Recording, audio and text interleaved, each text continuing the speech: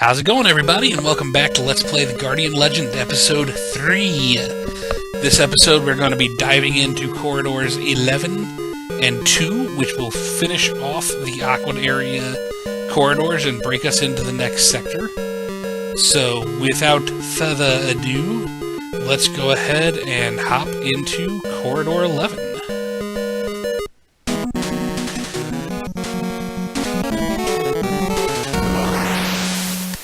Always love the scene where the ship transforms, and I've always loved the music there.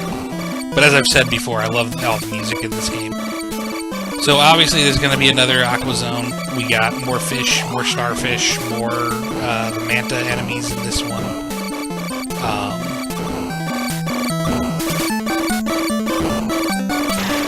Definitely, and we got some turrets.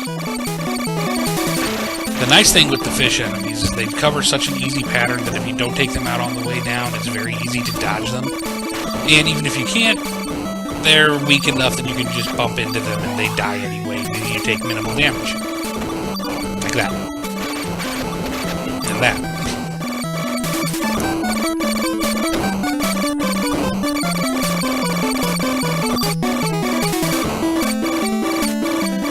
Red ship would have been nice there to top off a little of my health, but I'm in good shape.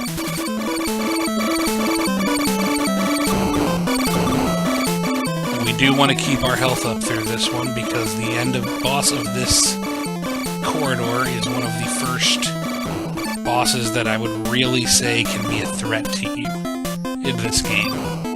I mean, the other ones are a threat in their own way, but this is the... Oop, there's an energy tank, that helps.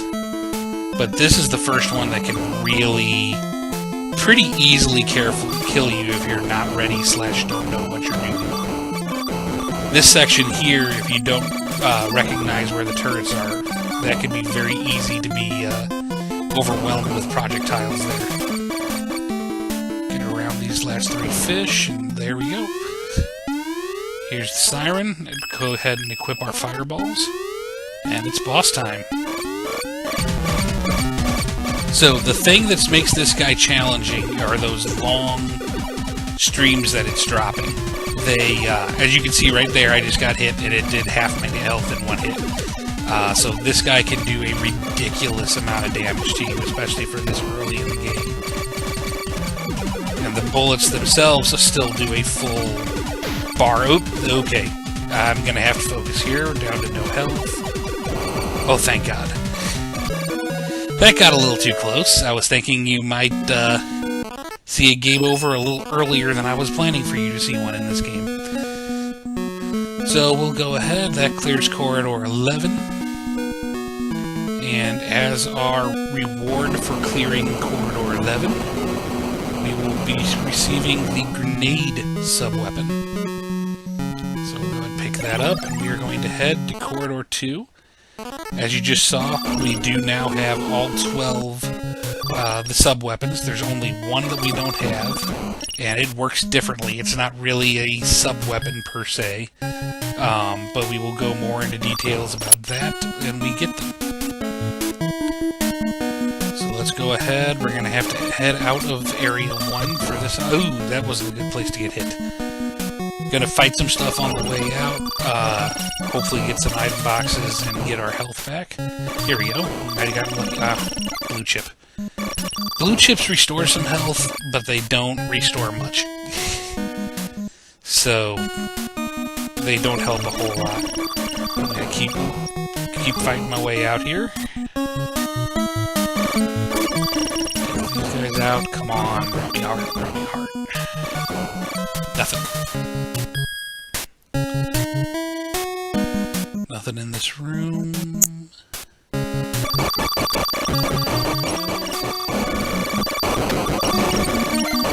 While to some people the shooter aspects of this game doing the corridors is the highlight, for me I love both this aspect and the shooter aspect in equal measure.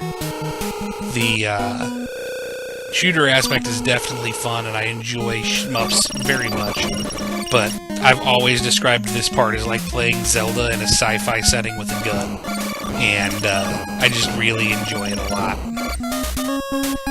So we gotta cut back through here to get to the other Aqua area. Still go ahead and try to top off my health here. Tell you what, I'll just do this. Let's detour through here. And we will stop at the chip bank.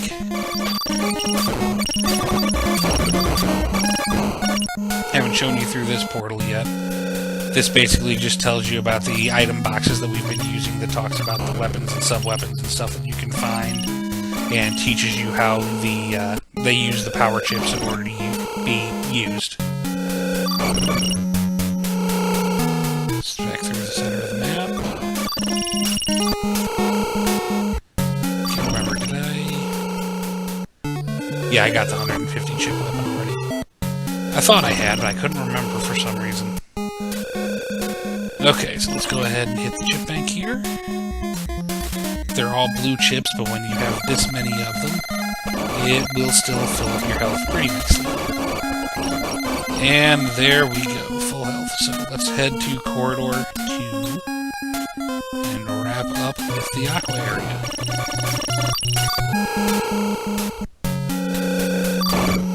Go this way.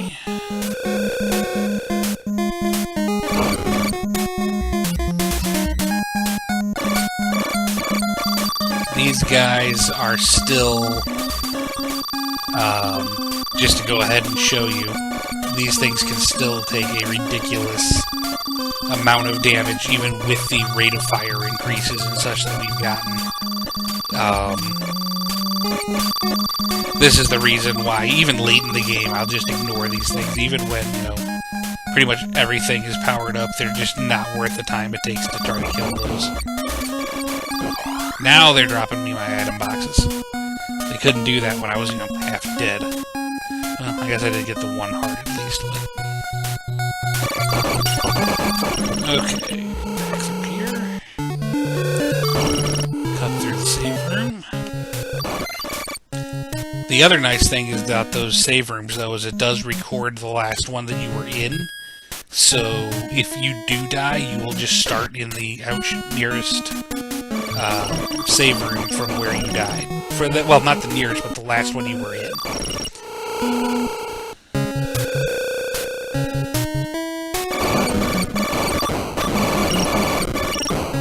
Go ahead and try to top off my health here before we get to the corridor. That's probably a good place to do it. There we go. Like I said, those flowers, they can do a lot of damage, but they almost always drop item boxes, so if you can take them out fast enough, they're usually worth killing.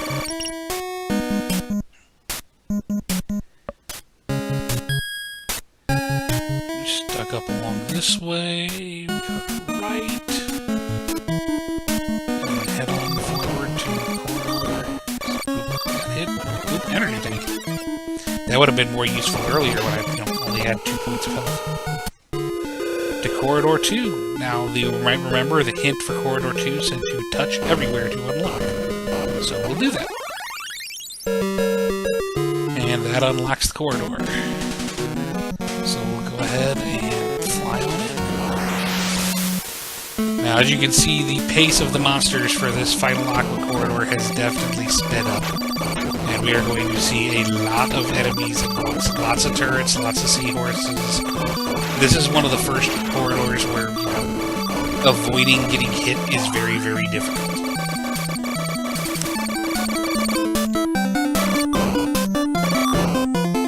This one's the first one where we see these little tentacles coming down. Those things don't show up very often. If you're quick, you can take them out before they even start moving and shooting.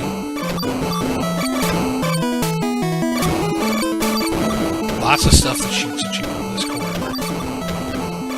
You can build up the damage pretty quick. You're not pretty careful.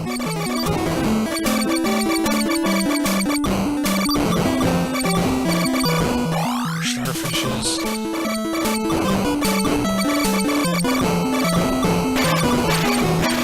Turrets.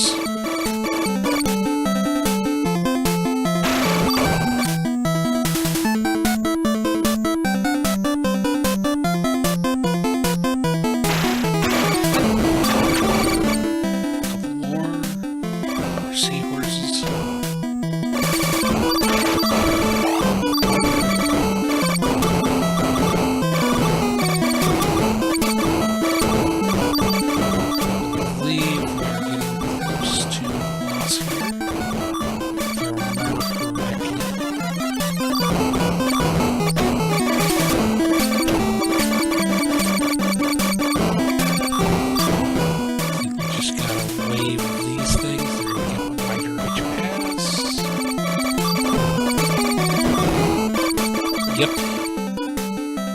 Here we go. Go ahead and pull out our fireballs.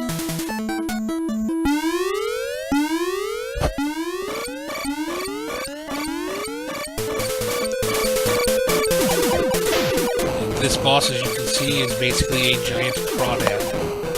Now, the nice thing is that the fireballs and even your standard shot can take out the little claws that it shoots at you. But, on the other hand, it's also very hard to avoid them. And as he gets wounded and gets weaker, he moves faster and fires faster. So this is definitely a boss that gets harder to hit and harder to deal with as the fight goes on. You really... Okay, if it wasn't for that little red chip, I would not have made it through. So, another one where we kind of got lucky there. And that gives us the hook key. And clears Area 2, which clears out the Aqua zones. And as a reward for clearing 2, not only do we get that hook key, which will open the next area, but we get the next level of our saber weapon. So, with Area 2 closed up, as you can see, we do have a new area of the map opened up and 2 new corridors. We're going to go ahead and wrap this video up here. I want to thank you all for watching. Please feel free to like the video and subscribe to the channel, comment with any feedback that you might have, and we'll look forward to seeing you for Episode 4. Thanks for watching. Have a good day.